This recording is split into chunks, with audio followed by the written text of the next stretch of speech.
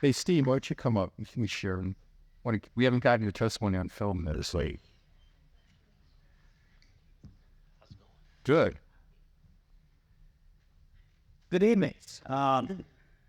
It's been a year now, Okay. almost, since I got my heart healed. It was mid-March. Last February, I woke up my normal, went to the bathroom.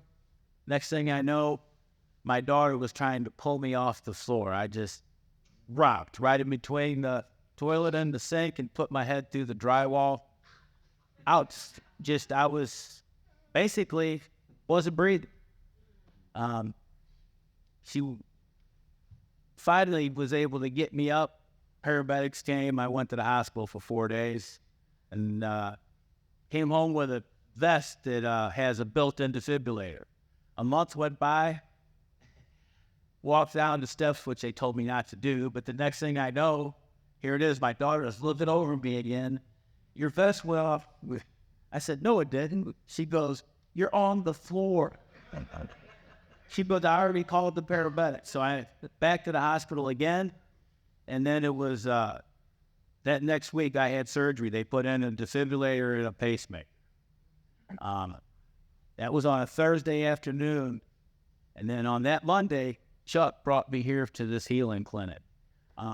When I had my surgery, I went in and the doctor I had up, I like him, but he has no bedside manner whatsoever.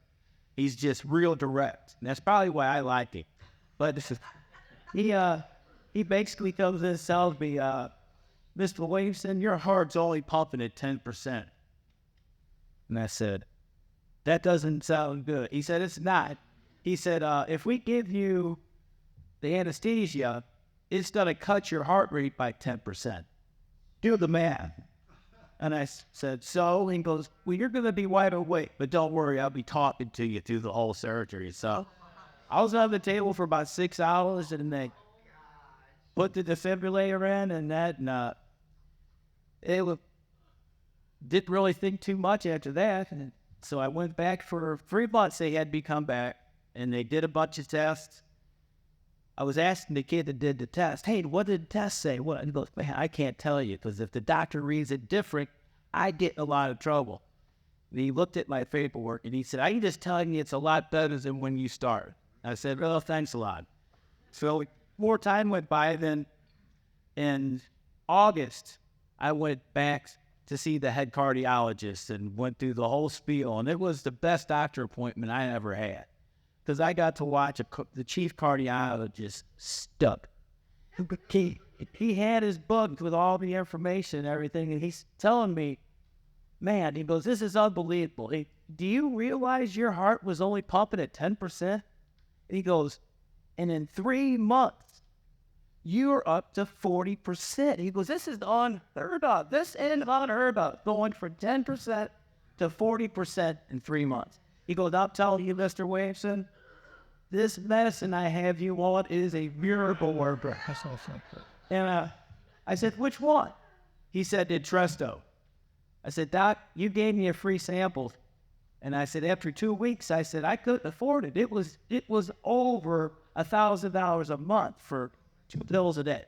I said, so I filled out the paperwork. I guess they didn't find me needy enough. So I don't like taking the medicine this way. And he says, but you went from 10 to 40%. I said, Doc, right here. He said, this, my granddaughters brought me this when I was in the hospital the first time. And I just pulled this up and I said, this is how I'm healed, Doc. I said, it ain't the medication. I appreciate the box y'all put in. I said, well, Jesus cured me. And I said, and then I'm going to keep shouting at them, not nothing. And when Donnie, raise your hand, Don. Donnie put his hand on your chest. And I asked him to pray for you because he had been ill 20 years ago from heart disease because the devil was trying to take him out. So I was like, come up here. So, not now. And he put his hand on, what did it feel like when he put his hand on your chest? It was spring, so it was still chilly. And I had a thick hoodie on over a T-shirt. And I mean, as soon as his hand touched my chest, I felt, at first, it scared me. It was so hot. I thought I was just going to engulf in flames. But it didn't hurt. It should have. But I could feel this heat just go through my body.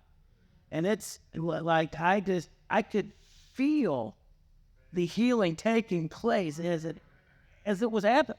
I mean, that's what people now want to say, God's not real. No.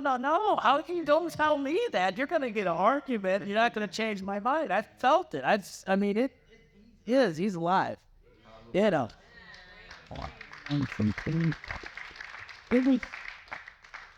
It took so fast that by the time I got back to the seats, Chuck's wife says, "Man, you already look better." So, praise God. I mean, not this.